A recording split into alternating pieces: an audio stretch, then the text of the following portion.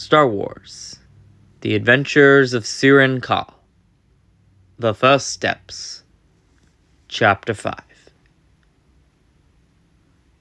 Now returned to their speeder, Serian, Kaiser, and their new companion Alina prepared to take off and make their way back to Capital City, to reunite with their masters and present the newly discovered clues to their answers. The mystery continued to unfold. For every question, another answer was raised. Here on Utapau, the force was stirring. Both Serian and Kaiser had begun to feel it, like an ominous shadow of danger that draped itself over the top of this city, slowly enclosing and consuming all within it to its threat. They needed to move quickly if they were going to get to the bottom of all of this. From the front seat, Serian turned his head, seeing Alina looking out at the cityscape sinkholes around her from the back seat. She now wore a crimson-red jacket over her clothes, one she had grabbed on their way out of the facility. Her face appeared to be a mixture of disturbance, fear, and she appeared shaken by her parting experiences. Nodding to Kaiser to take the helm, as he moved his way into the seat of the back seats next to Alina. "So, how did you get working for Zahul?" Is this your attempt at interrogating me? Alina scoffed, folding her arms, her eyes never moving to look at him. "Consider it small talk." Alina sighed, letting out a slight humored chortle in response. Real smooth, Jedi. And, what do you think you'll get from all this small talk? "Maybe a friend?" I thought Jedi weren't allowed to have friends. The whole no attachments package, right? "No. Well, not exactly," Serian corrected. "The Jedi forbid emotional attachments and possession. Love in its general state is encouraged. Compassion, empathy, kindness, peace, they're all things the Jedi strive to maintain. The counterbalance to that is understanding the fundamental truth that at our core, we are an entity dedicated to the service and protection of all life across the Republic. Eventually, all things die at one point or another. Friends, family, loved ones. The key there is understanding that truth and learning to come to peace with it." Serian finished, bowing his head slightly as he chuckled. "Sorry, I went on a bit of a rant there." No, it's fine. Just sort of a depressing note to leave on, you Jedi have. Well, it's not necessarily depressing if you don't take it with that angle. It's learning to live in the moment, not to cling on to what was, and focus on what is. I guess I can understand that. Alina spoke up, finally turning to look at Serian as she spoke. She hesitated for a brief pause, unsure of how much she wanted to say in this moment. I didn't exactly have it easy growing up. My family, well, let's just say it didn't work out.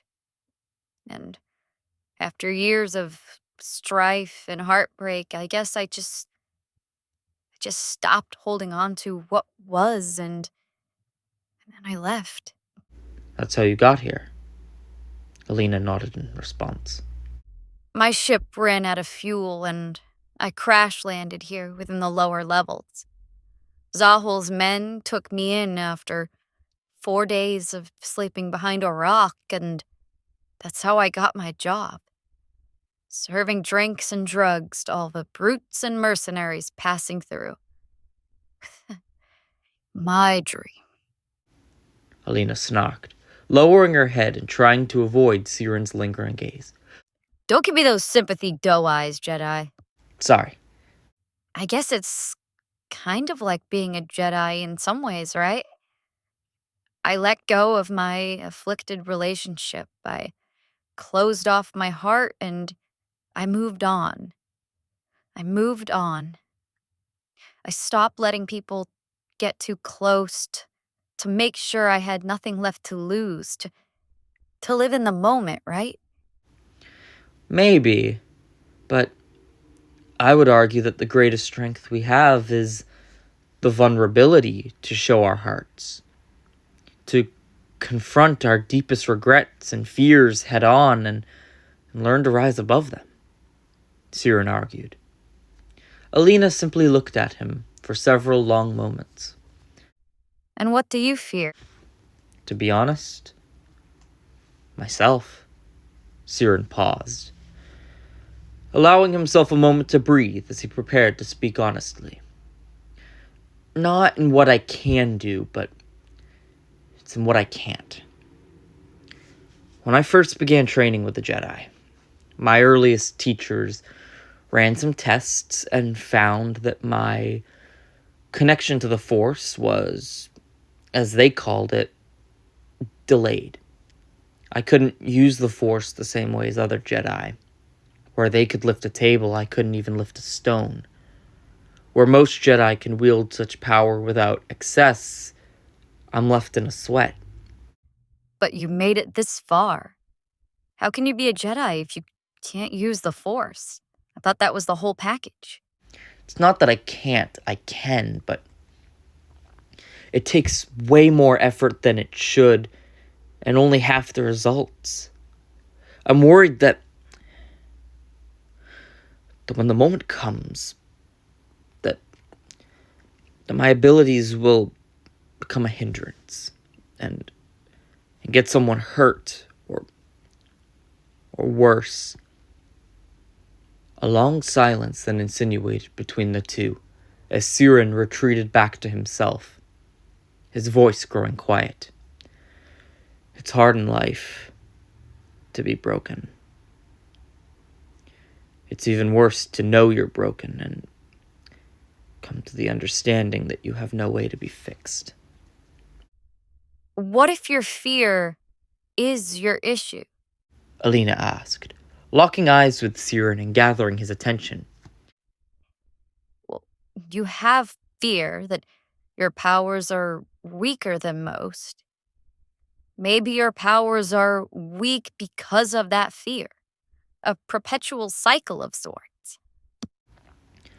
It's possible, Serian admitted, prompting himself a moment of consideration to the woman's theory. Master Serian has suggested something similar in the past, but the question then is, how do you break the cycle? Alina merely looked at Serian, gazing into his eyes and gifting him a sweet, comforting smile. Well, I think that's for you to figure out, Jedi. Inside the city's capital governing chambers, Masters Jalia Serian and Rakru Kije sat in two wool-coated seats, sitting in front of a large desk surrounded by several advisors and attendees of the governor, including Tion Medon. The doors to the chambers opened as the Jedi, along with everyone else in the room, were greeted by a towering Padawan male, with dark grey skin, black eyes, wearing a luxurious crimson-colored set of robes. Greetings, Master Jedi. Advisors. Apologies for being so late.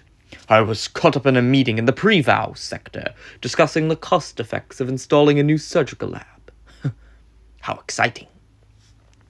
The Padawan man sat in the front of the desk and focused himself towards the two Jedi. I am Toril Blum, the newly placed governor of Pau City following Lomfrickett's unfortunate ending. I thank you for heeding my request for helping in solving this investigation. It is our unwavering duty, Governor. Jalia spoke proudly, respectfully bowing as Rakru did the same. I can assure you that our apprentices are currently following a strong lead, and we are on the case as we speak. In the meantime, I did want to express some concerns I had about this system that may factor into preventing these issues from arising in the future. With due respect, Master Jedi, did you just explain to us that you have placed this serious investigation of our deceased governor in the hands of students? Children, one of Toril's agents barked. Toril snapped his fingers as he acknowledged his advisor. Sir John, relax. Do understand that, students or not, they possess Jedi training, the best the galaxy has to offer. Sir John grumbled as he acceptingly nodded while Toril turned his attention back to the Jedi. With due respect, Governor, considering your people's neutrality in the matter of the Republic and the newly christened factions of our rising separatist movement, why would you not gather the resources of an independent group for this investigation? Why call in the forces of the Jedi? Master Kijé asked. Toril took a deep breath as he spoke, his tone falling into a deep monotone calmness, one for as quiet of a pitch screamed with authority and confidence. My people were scared. Their former leader massacred in an event that seemed unthinkable. I could have called any old group of private investigators, but the Jedi are more than investigators. You are a symbol of hope across the galaxy. Republic or not, I wanted my people to feel the power of that symbol, to feel that hope in these frightening times. Our apprentices are currently looking into a man named Khan Zahul in your city's lower levels, Jalius explained, continuing his prior discussion. I know it was not under your direct leadership, but if you can, explain to me how your governor had an active syndicate working within your walls, and it was not dealt with. I know all about Khan Zahul. One of my first actions I was planning was to put into effect to have him removed. Technically, he gets away with being here legally, under the brand that his group is working as an independent mining guild that provides some of the resources to us for profit. But there's also the difficult situation in that we simply don't have a proper military or police force to have an organized group such as his removed. If you need the Jedi's assistance in removing Zahul, I would personally be happy to help, Jalius declared. Toril looked to his advisors, an array of glances of all reactions and opinions painting the room. That will not be necessary, Master Jedi, with due respect. Forgive me, but I do not understand. You clearly need help removing this man and his forces. We are already on your world, and have dealt with such situations countless times beforehand. We can and are willing to help, Jalius argued, his mind baffled by the juxtaposition to the idea of such service. Toril, in response, merely shook his head. We appreciate and understand your service in this crisis, but as a neutral system, we cannot allow ourselves to fall to the constant need of the Jedi. We need to be able to build our own system independently. But you cannot build an independent system if you are on the cusp of chaos, Jalius argued. I appreciate your optimism, but in my fair heart, the logic does not make sense. Your situation could be greatly benefited with help from the Republic. The same Republic that hundreds of star systems are already desperate to break away from. The one littered with corruption and filth? Certainly not, Master Jedi, Toril snapped back quickly. For the briefest of moments had his tone escalated beyond his composed nature. The Republic has always been littered with problems. In that you are not incorrect. Yet despite that, it is the power that has lasted millennia longer than any corruption it may breed. It is the center point for which all order and stability is established. And that order, that power, it is the driving force in our galaxy's survival. And yet, as we look through history, it is the Republic that has found itself at the center of war, of death and destruction to a countless degree. Over and over again once more. And now whispers speak of another war to come and repeat the cycle once more. Toril countered coldly. We are certainly better off without such drama. Silence ensued for moments on end, before the flaring beep of Jalius's comlink broke the tension. "Master, we're back from Khan Zahal's base. We believe we have some leads on the investigation." "Excellent. Come to the central governing chambers on the 10th level. We can discuss matters there." Only a few minutes later did the two Padawans arrive alongside their new companion, entering inside the chambers as Jalius and Rakru lifted from their seats to greet them. "You seem to have done well. And who have you brought with us today?" "Master, this is Alina Kira. She helped me and Kaiser get some intel on the situation." Alina smiled awkwardly, giving a friendly wave to the two senior Jedi, as the Padawan leaders in the back of the chamber. It's a pleasure to meet you, Jedi. Governor? "We are thankful for your help in our mission, Miss Kira," Jalius thanked, extending his hand and shaking Alina's. "What did you find on Zahal?" "We're not guaranteed that he murdered Frickett himself, but he is hiding something. So was a man named Marun Aldous, who we found and interrogated." Kaiser spoke up. Several of the governor's advisors exchanged looks of shock and confusion. "Albus? The DA? What was he doing there?" Partying. I found him in Zahol's party house high off his rocker. Such information sent a ripple of disturbance through the crowd of city leaders. To think that such a trusted member of their inner circle could possess a masked dark side was unfathomable. Both Marun and Zahal had information on a woman named Elena Thorne. We tried to investigate the files Zahal had on her, but his datapad locked us out, he said, holding out the datapad as Jalius took it from him, beginning to fiddle with it to try and activate it with no success. "It was deactivated using an emergency shutdown lock. I'm sure you have some technicians who can bypass such a lock, Governor." Toril nodded his head slowly. "I will send a message to my workers immediately," he said, beginning to plug in the proper numbers into his holoprojector. "In the meantime, I want everything regarding this Elena Thorne found and examined as soon as possible," Jalius ordered, turning back towards the advisors and motioning for them to begin into action promptly. And promptly they moved, beginning through datapads within the governor's desk, searching through countless files and reports all at once. The chambers soon became consumed by a current of chatter and discussion of everyone working together to figure the matter out. Governor Toril then got one of his technicians up over the holocom. "Terrell, I'm going to need your crew's assistance in my office as quickly as possible." "Of course, Governor. We'll be on our way." In a sudden instant, the transmission became jammed, reduced to static. Governor Toril tried to repair the connection to no avail, and at that sudden moment, the Jedi all began to feel something.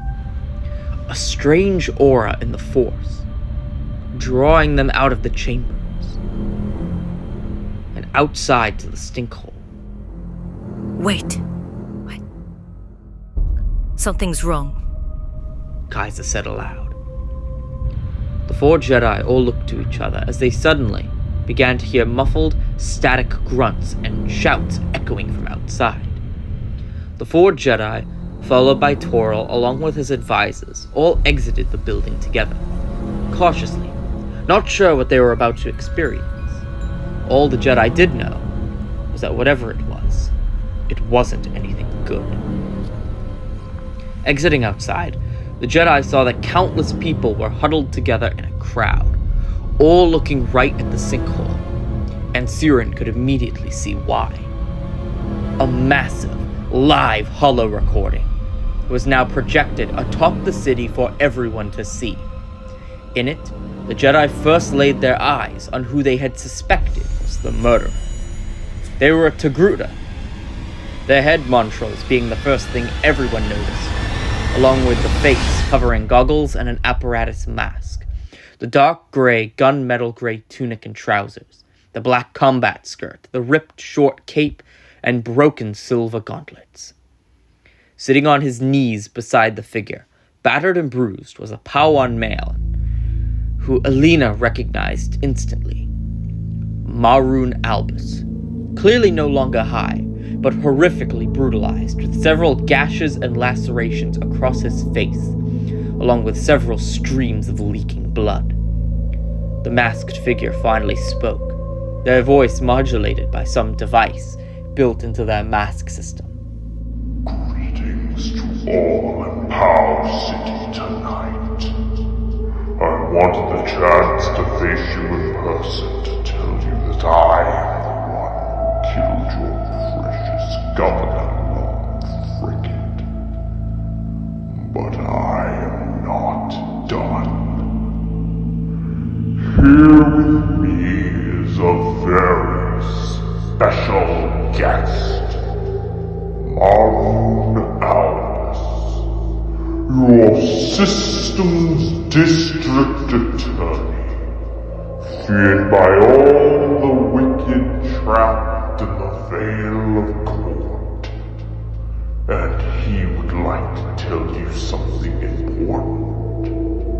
Isn't that right, Mr. Albus?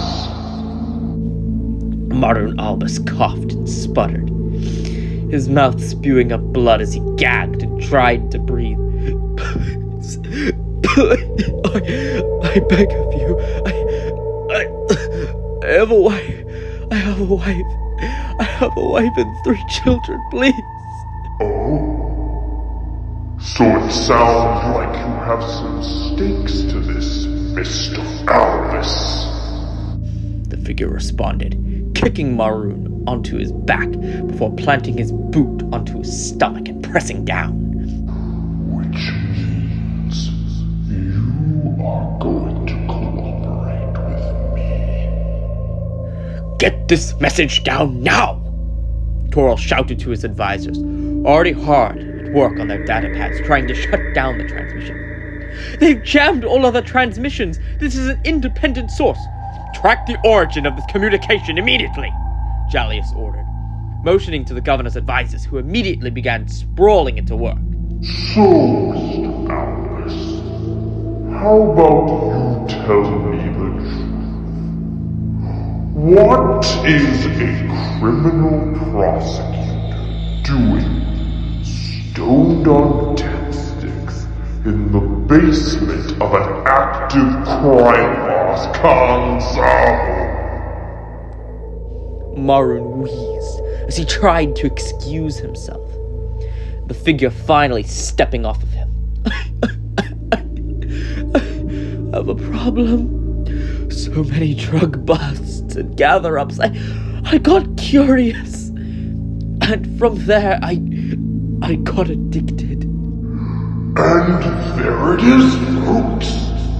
Even your heroes, your leaders, the ones you are supposed to look up to, are as just, as if not even more broken and defective than you.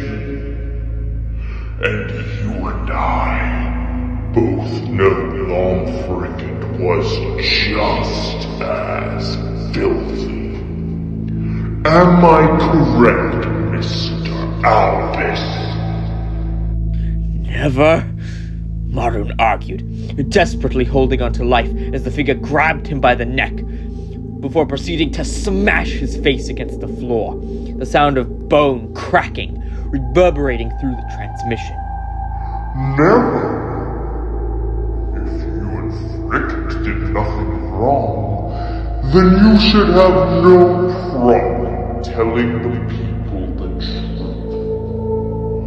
What happened to Elena Ford? Serian and Kaiser began looking at each other immediately, with surprise and fear, as Maroon stuttered, tears beginning to well up in his eyes. I can't. You can't? The figure asked. Maroon continued to wheeze and hyperventilate. I can't. In a sudden moment, Maroon started to clutch at his throat, beginning to choke and gag before levitating into the air as the figure held out their hand in the posture of a chokehold, closing their fist and squeezing tighter. I can't, please. Please, I don't want to die. I want... Make me suffer the audacity to play weak and scared after what you did, Mr. Alvis. The figure released their invisible grip, sending Maroon collapse to the floor again in a heap, as the figure then grabbed him by the forehead, yanking him upwards before pulling a dagger from its holster on their belt and holding it to their throat tightly. I will give you a choice. Confess your sins to the entirety of your precious city, or have me send your wife and children your severed head in a bag. Tell them what happened to Elena Ford. Maroon looked on, as if staring out beyond the stars, his cheeks dripping with tears and blood as he finally pulled himself together, giving a look of acceptance and understanding. We thought we were doing the right thing.